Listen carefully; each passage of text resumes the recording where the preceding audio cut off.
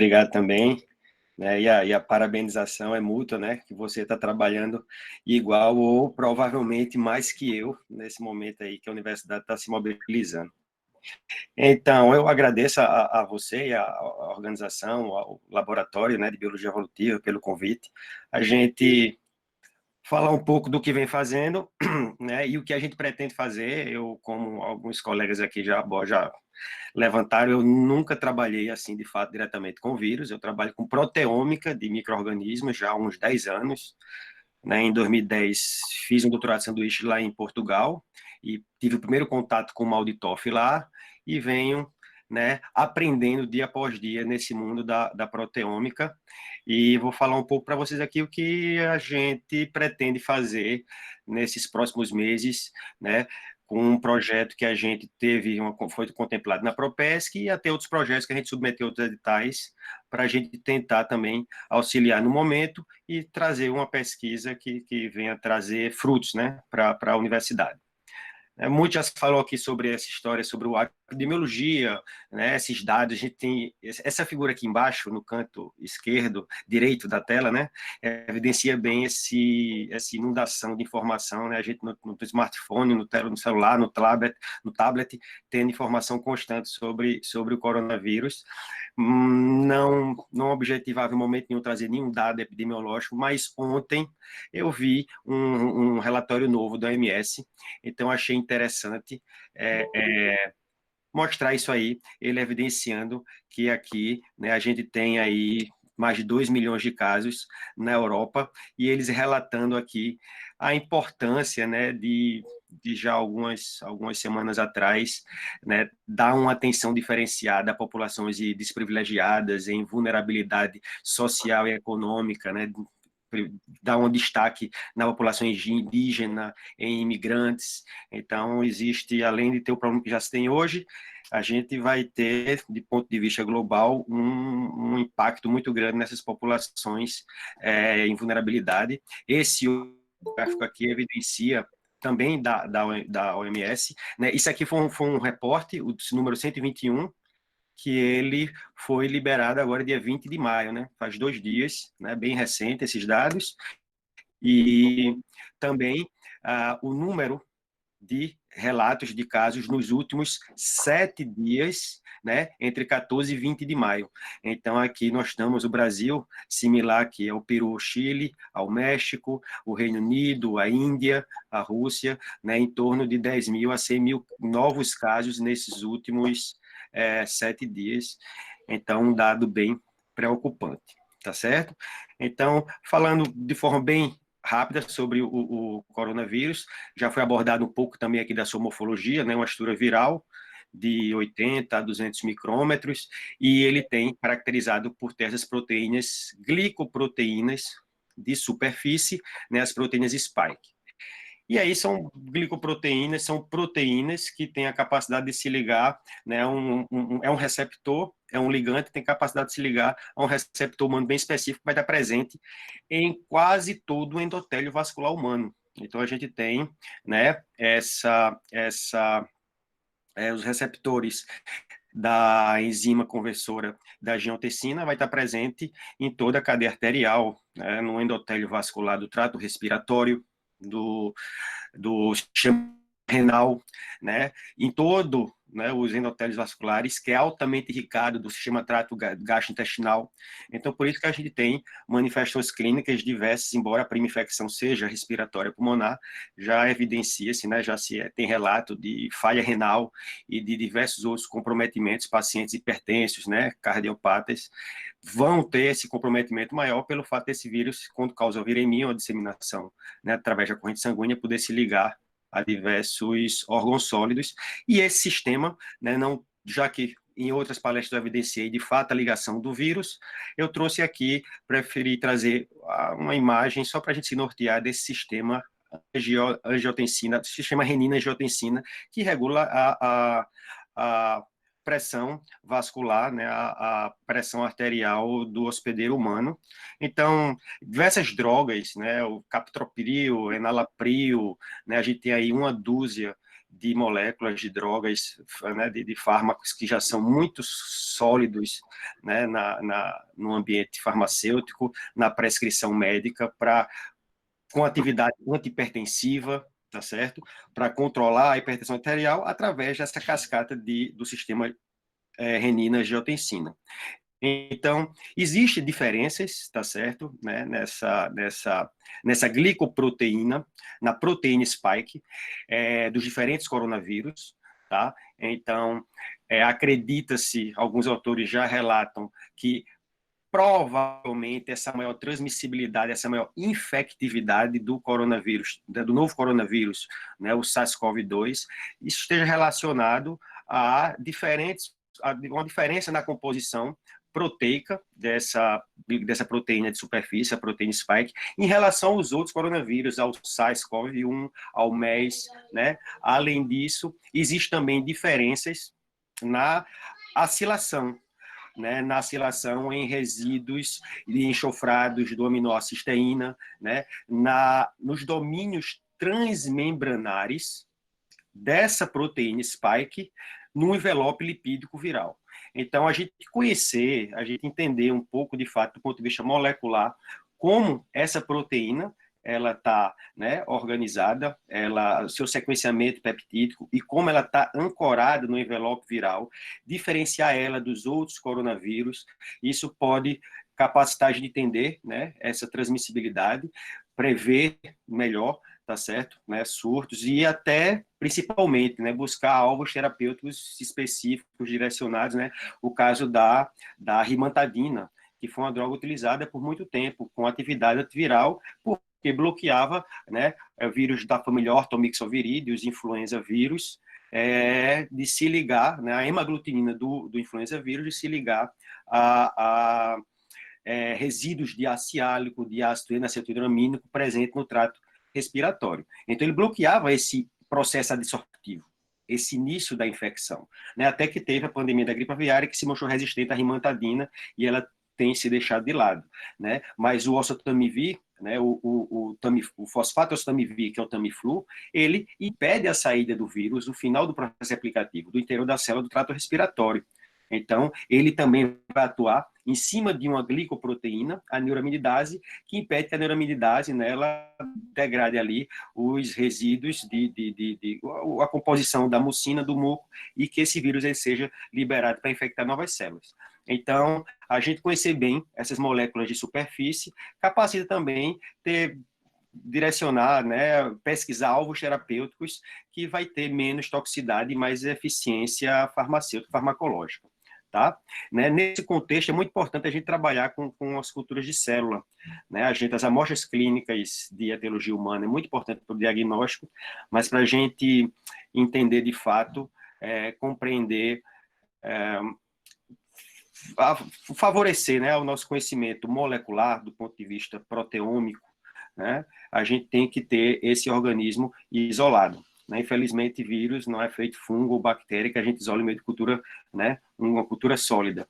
Então, eu achei esse trabalho muito interessante, um trabalho da Emerging Infectious Disease, né, uma revista fator de impacto quase 8, né, muito boa, e eles, a partir de uma amostra respiratória, de uma amostra de orofaringe e de nasofaringe, eles fizeram um semeio primário inicial em cultura de células vero, e depois verificaram o processo replicativo do vírus em 6 diferentes culturas de célula, né, células vero da linhagem E6, da linhagem CCL, células, né, de hepatocarcinoma, nas células também, cultura de células embrionárias de rim humano, cultura de células de adenocarcinoma alveolar, né, uma célula de trato respiratório, tá? Então, eles observaram, ficou muito claro para eles que as células vero, elas são, né, o maior nível de replicação viral, observado tanto pelos efeitos morfológicos, né, citopáticos, também como pela quantificação do RNA viral, foi em cultura de células vero, e aqui a gente consegue ver aqui o controle, aqui um semeio, né, da nasofaringe em B e da orofaringe em C, avaliando efeito citopático após 3 dias de cultivo. E aqui as células, né, as partículas virais, células não, as partículas virais sendo liberadas. Aqui, outro trabalho, né, de uma revista de fator de impacto menor, mas eu achei as imagens extremamente interessantes, tá? Também em cultura de células vero, aqui mostrando 3 dias, após 3 dias de cultivo, efeito citopático, aqui o controle, e aqui a gente consegue ver a membrana nuclear com uma vesícula, né, uma organela citoplasmática, provavelmente um retículo, um complexo de Golgi, repleto, cheio de novas partículas virais sendo formadas aqui, e aqui já algumas no exterior da célula, e aqui a gente vê bem, né, essa coroa da partícula viral, né, essa estrutura como coroa, né, crown-like, que dá esse nome do coronavírus. Então, a gente tem, né, como eu falei no início, essa proposta que foi aprovada, teve um apoio da Propesc, em que a gente objetiva inicialmente isolar o coronavírus em células vero, e com essa cultura, a gente vai fazer alguns protocolos proteicos, né? Vai tratar essa cultura, promover uma lise com tris-HCl, uma clarificação com SDS, a gente vai quantificar sempre tentar separar essas proteínas para o HPLC. Eu pretendo também fazer uns protocolos que eu faço diretamente no molde com o aceto-nitriliaço fórmico, sem ter que fazer essa separação HPLC, como eu já venho fazendo com leveduras de canda, de tricósporo, com pseudomonas, com acinetobacter, né? Como eu disse a vocês, eu estudo proteômica de micro-organismos e sempre trabalhei com levedura, um pouco com bactéria, né? E a gente vai expandir alguns desses protocolos para essa análise viral, tá bem? Então, em relação à análise proteômica de fato, ao mal de Toff, a gente tem aí, isso é um Autoflex 3 da Bruker, né? Que está lá no CETENE, né? Eu sou um usuário relativamente assíduo desse equipamento, onde eu já venho trabalhando desde 2011, né, fazendo pesquisa aí com esse equipamento. Então, para sumarizar rapidamente, né, talvez aqui os estudantes que estejam, né, assistindo aqui a nossa apresentação tenham alguns são de pós-graduação, alguns são de graduação. Então, só para contextualizar rapidamente o que seria esse mal de Toff, nós teríamos aí, né, um equipamento em que a gente vai preparar uma amostra, tá? Existe protocolo de extração proteica a partir de um micro-organismo, ou até proteína humana, e a gente vai colocar uma alíquota em um spot, um pocinho desse, né? Deixa eu ver aqui. Então, a gente tem esse poço aqui, essa placa em aço polido, ela vai ter 192 spots, né? 192 poços, e a gente vai colocar a nossa amostra no spot.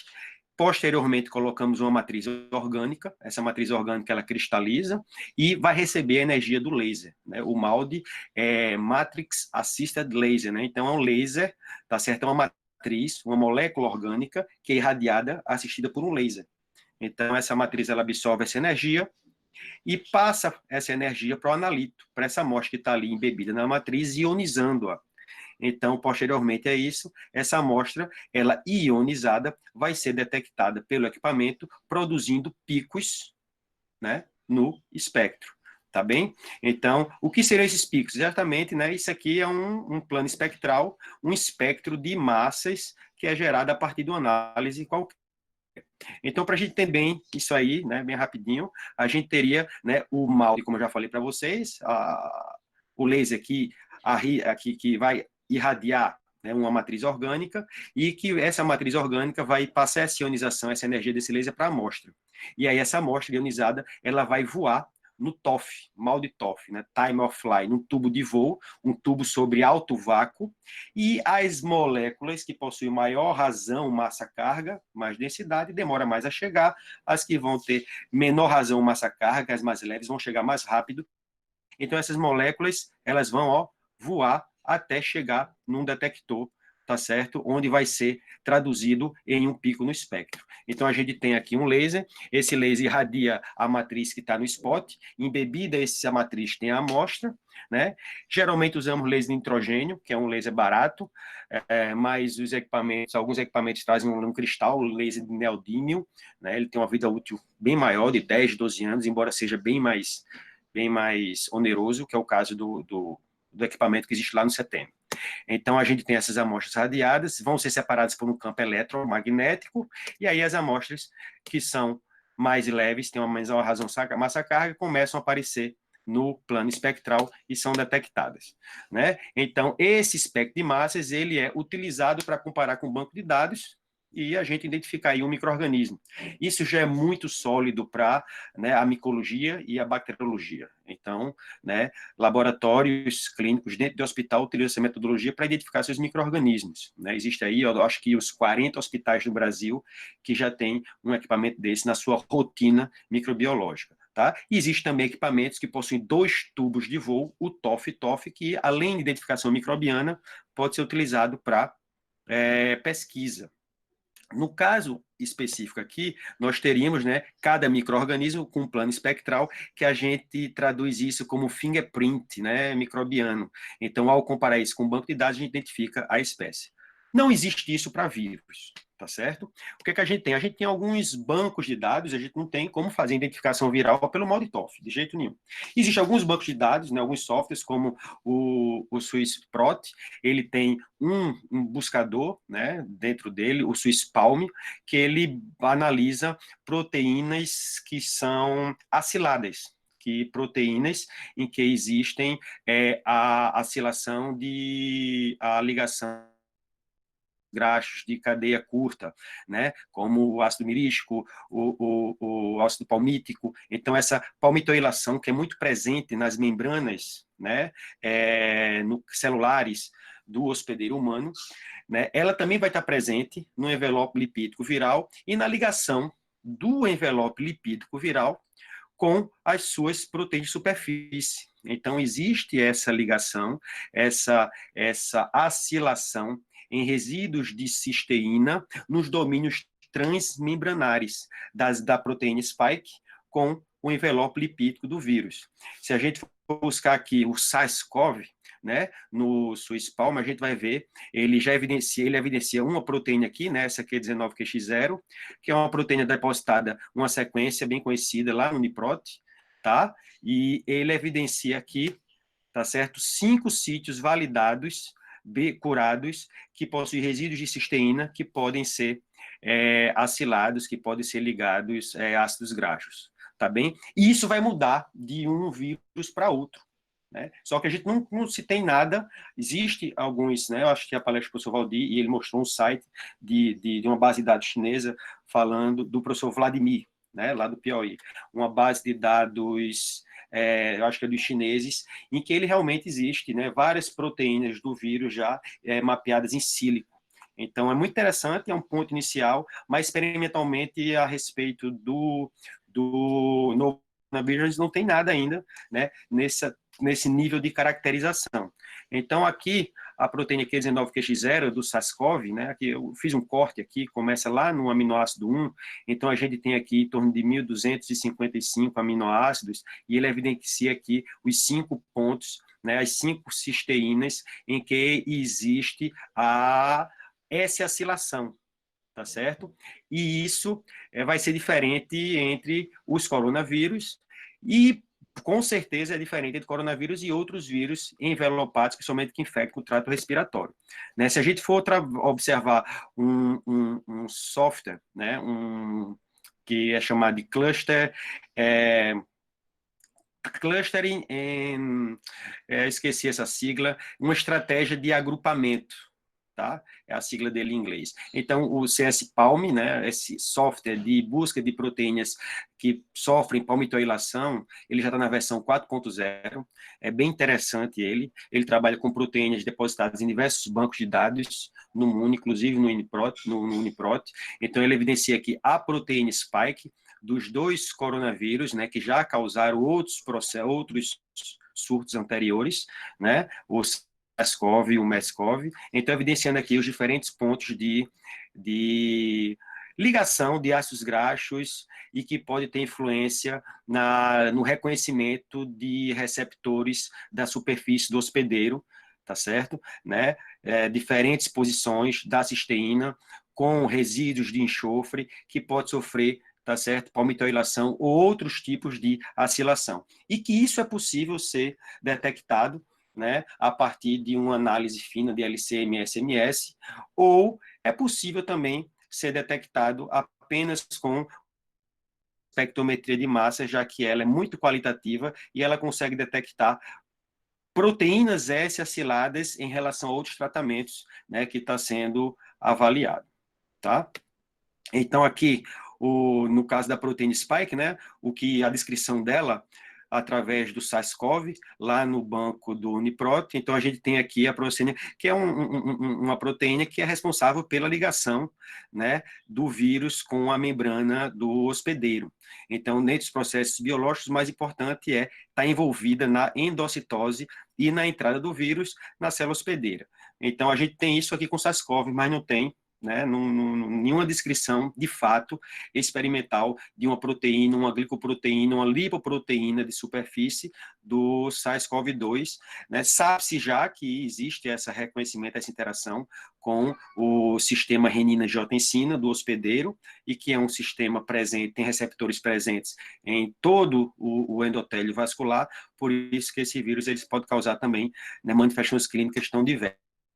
Mas a gente precisa, né, entender melhor, conhecer essa composição proteica, essa organização de superfície viral no SARS-CoV-2, que isso ainda é desconhecido, né? Então, aqui só para ilustrar, né, uma foto não ficou tão bacana, foi do meu celular, né, a imagem, o software, né, o Flex Control, que é o software que a gente obtém espectros no molde. Então, a gente tem aqui, né, os spots, o desenho dos 192 spots, tá? Aqui, se vocês olharem aqui o spot, tá embaçada a imagem, mas o spot aqui, ele vai ter I2. Então, aqui, ó, esse quadro I, coluna 2. Então, a linha I, coluna 2, vai estar levemente quadrada aqui, é onde a câmera no interior do equipamento está posicionada. É isso aqui que a gente vê, o spot I2. Então, esse material aqui, tá certo? Que você chama desse rachurado aqui, de fundo, né, de mais claro, com fundo preto. Isso aqui é a matéria, as moléculas orgânicas cristalizadas, moléculas orgânicas do micro-organismo, de hospedeiro humano, do que se esteja analisando, cristalizadas pela matriz orgânica.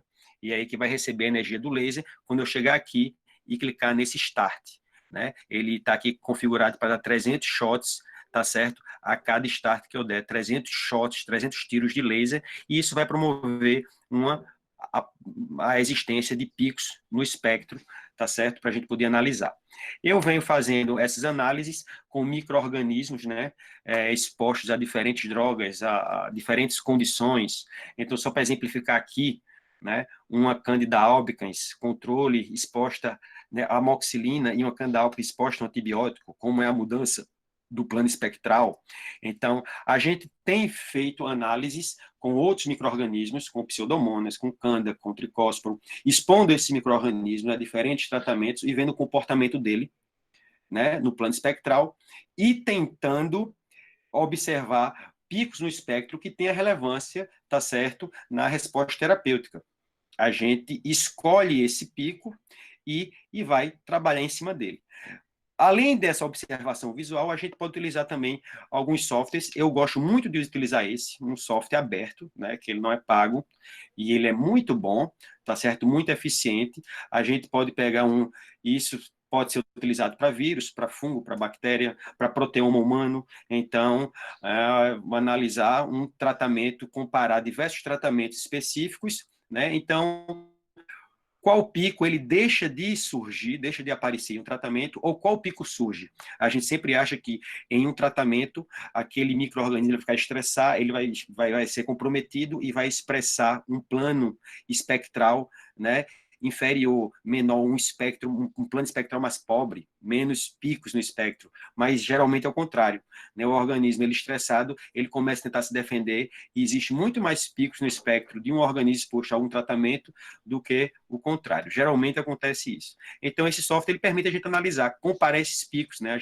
Isso aqui é como ele fica, né, disponível na área de trabalho, quando a gente vai no emes.org e baixa o programa, e aí a gente vem aqui, Open, para abrir um conjunto de espectros, a gente seleciona aqui, e depois, quando abrir aqui, ele vai abrindo os espectros né? Ele vai abrindo, a gente vai selecionar esses espectros e pode fazer um pique-pique. Na realidade, ele trabalha melhor, a gente identificando as massas de cada pico, tá bem? Então, ele, quando identificar todos os picos, né, a gente vem aqui, seleciona, aplica, e ele vai identificar todos os picos, tá certo? Que estão ali nos diferentes tratamentos. A gente pode também fazer uma normalização, a gente vem aqui, vai normalizar a intensidade e automaticamente ele também gera um gel virtual, né? Para a gente poder comparar isso aí, se esses resultados fossem em gel. Eu tenho visto muitos artigos que avaliam diferentes, né, tratamentos do ponto de vista microbiano, e aí não botam o espectro proteico, os picos, né, mas colocam o gel virtual. Né, isso é possível ser colocado, ser evidenciado também num trabalho, né, numa dissertação, numa tese, num trabalho científico. Tá? Então, a gente teria aqui uma ferramenta muito importante, que é comparar a lista de picos. Então, eu venho aqui, comparo, e ele vai dar cada tratamento diferente, né? Ele vai mostrando os picos que cada tratamento tem. E ele vai dizendo quais são os picos similares para os diferentes tratamentos, ou algum tratamento específico que só apresente esse pico, né? Então, esse pico no espectro. Então, a gente seleciona, né, esse espectro de interesse. Muitas vezes a gente vê esse resultado visualmente no computador, no Flex Analysis, no Flex Control, né, no software do equipamento da Bruker, a gente consegue visualizar isso, mas é interessante a gente, com o software, né, mediado por algoritmo, a gente também fazer essa análise, e isso corrobora mais os dados quando a gente vai escrever uma publicação, tá bem? Então, a gente escolheu um pico, esse pico no espectro realmente tem importância, ele só apareceu nesse tratamento, tá? Né? Não apareceu nos controles nem nos demais, então a gente pode trabalhar em cima dele, né? Então, aqui é aquele esquema do Molde-Toff que eu falei para vocês, né? A gente tem aqui o campo eletromagnético, o tubo de voo, as moléculas mais leves vão chegando primeiro que as moléculas que têm a maior razão massa-carga, né, que são mais pesadas, tá? Esse equipamento, os equipamentos que têm o molde TOF, ele tem 2 tubos de voo, e o que é que ele faz? Ele pega uma molécula específica, um pico específico que a gente seleciona, né? A gente, através de uma análise visual ou de um software como esse que eu mostrei, a gente selecionou um pico de 1.200 Daltons. Então, eu vou lá, configuro o equipamento para esse pico no espectro de 1.200 Daltons, ele ir para a célula de colisão de argônio, e aí o equipamento ele vai dar porrada nesse pico e vai tentar fragmentar esse pico, esse peptídeo, em fragmentos menores, para a gente tentar sequenciar os aminoácidos desse peptídeo.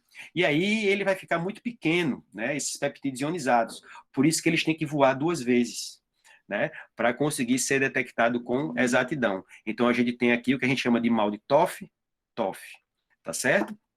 Então, um exemplo, a gente faz essa fragmentação e, né, sempre eu venho realizando a análise, né, o sequenciamento de peptídeos de forma manual, né, vendo, tá certo, as sequências, né, a linha B e a linha A, tá?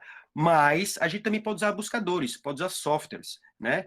Aqui, nesse trabalho específico, né, na Biofully, um jornal específico de biofilme, um jornal, acho que o fator de impacto é 3.8, né?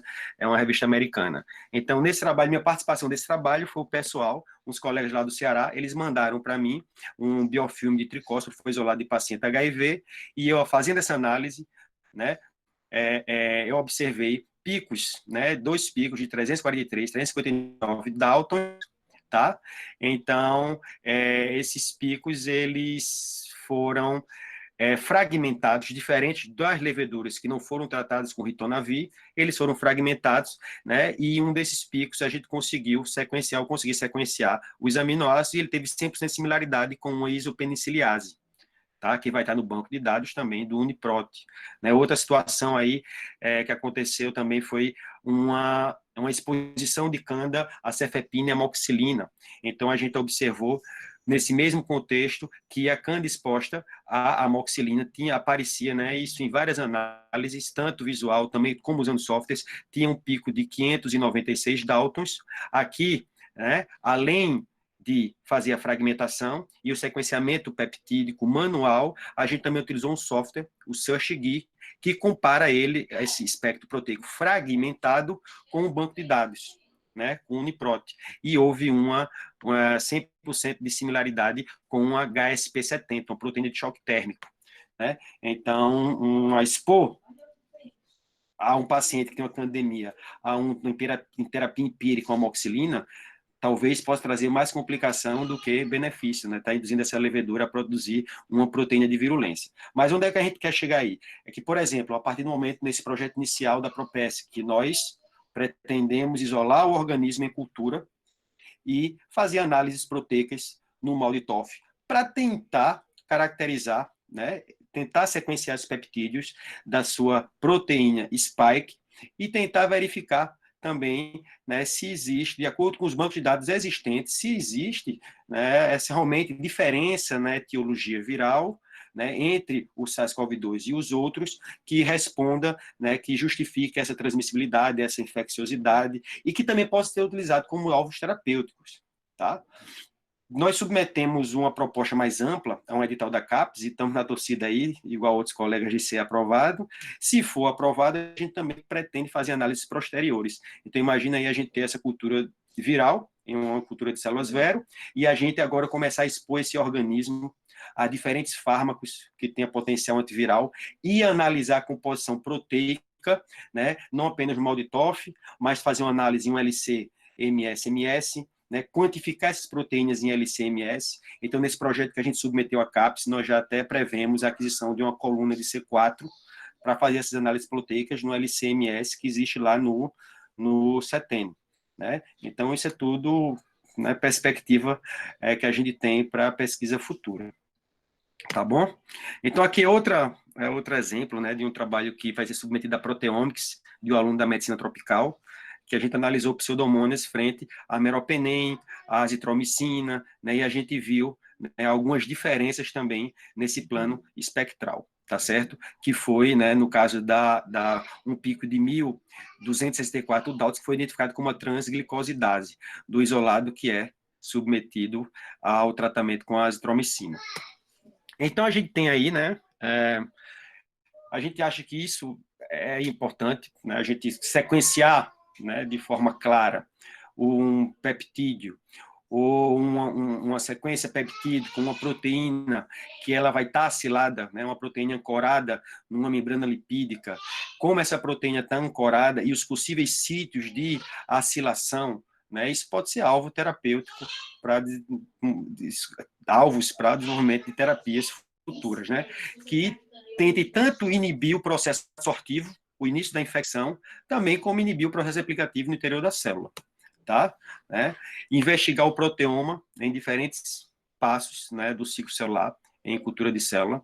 A gente pretende, e isso aí, não só analisar o proteoma do organismo sem nenhum tratamento, mas a gente começar também a avaliar esse organismo exposto a diferentes compostos que pode apresentar ação antiviral.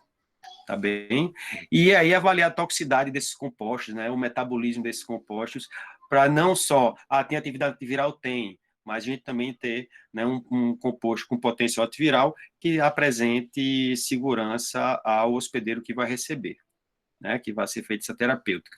A gente submeteu essa proposta ao edital da CAPES, né? É uma proposta ampla. A gente, o título, né, que é o COVID-19 da acreção clínica imunológica ao isolamento e sequenciamento proteômico viral otimizado por inteligência artificial. Então, vou até fazer alguns agradecimentos aqui. Né? Existem pesquisadores do Departamento de Medicina Tropical, que é o meu departamento, do Programa de Pós-Graduação em Medicina Tropical, do qual eu sou membro. Né? Então, a gente tem a professora Líbia, o professor Paulo Sérgio, a professora Heloísa, que são infectologistas e trabalham no Hospital das Clínicas, né? Existe toda foi um projeto já submetido com aprovação de comitê de ética, né? E a gente objetiva aí, ao longo desses 3 anos, trabalhar com 400 pacientes, tanto pacientes sem imunocomprometimento, como pacientes com imunocomprometimento conhecido, para avaliar, né, pacientes sem imunocomprometimento determinado ou com HIV, neoplasias malignas. A gente vai trabalhar tanto no HC como no Hospital do Câncer, visto que o Paulo Sérgio ele é infectologista, ele é o responsável pela comissão do controle hospitalar do Hospital do Câncer também, pacientes transplantados ou com doenças hematológicas, e comparar o desfecho clínico e o comportamento imunológico desses 2 grupos de pacientes, pacientes sem imunocomprometimento e com imunocomprometimento, né, uma avaliação, além de ser prospectiva, desses 400 pacientes, né, com análise, exame clínico, exame de imagem, avaliações laboratoriais. Também vai ter um estudo longitudinal observacional após 6 meses de alta, novamente com avaliação clínica, né, de imagem e laboratorial, e a gente objetiva, minha participação é um projeto amplo, e existe até o pessoal da UPE, né, o fisioterapeuta, o professor da UPE, fisioterapeuta respiratório, que está dando suporte a gente também, né? Existe o pessoal, tem o pessoal da pós-graduação em engenharia biomédica, que, através dos espectros proteômicos que nós obtivermos no MALDI, e também de resultados de exame de imagem, eles pretendem tentar elaborar algoritmos de bioinformática, né, um aprendizado por máquina, para otimizar ou apoiar esse diagnóstico clínico e laboratorial. Então, é um projeto bem amplo. A gente fez submissão e, se for aprovado, a gente consegue fazer muito além do que a gente já pactuou com a Propesc, né? Então, aqui os agradecimentos, né, a pós-graduação em Medicina Tropical, aos meus colegas do programa de pós-graduação, né, eu já citei eles aqui, e aos colegas da pós-graduação em Engenharia Biomédica, né, principalmente o professor Wellington, que participa do nosso projeto. Temos aí 2 colegas da UPE também, um professor da fisioterapia respiratória, que trabalha junto com o Paulo Sérgio, também aqui no HC, e um colega também da computação, que trabalha junto com o professor Wellington, né, ambos lá da UPE, o CETENE, que sempre abre as portas para mim, né, para trabalhar com o Malditoff, e a Fiocruz, nós temos a participação de Virgínia, que é uma imunologista que está presente também na equipe do projeto que foi submetido à CAPES, e que a gente também vai utilizar o NB3 do Ageu Magalhães para fazer esse cultivo celular. Tá? E aí, por fim, aqui a Reitoria Propesc, pelos agradecimentos pelo suporte, né, que vem nos dando para realizar essa pesquisa, e agradeço aqui, tá, a organização do evento, né, em nome do Valdir, pela oportunidade de estar aqui conversando com vocês sobre o que a gente vem fazendo e pretende fazer, tá bem? Então, era isso aí. Fui um pouco rápido,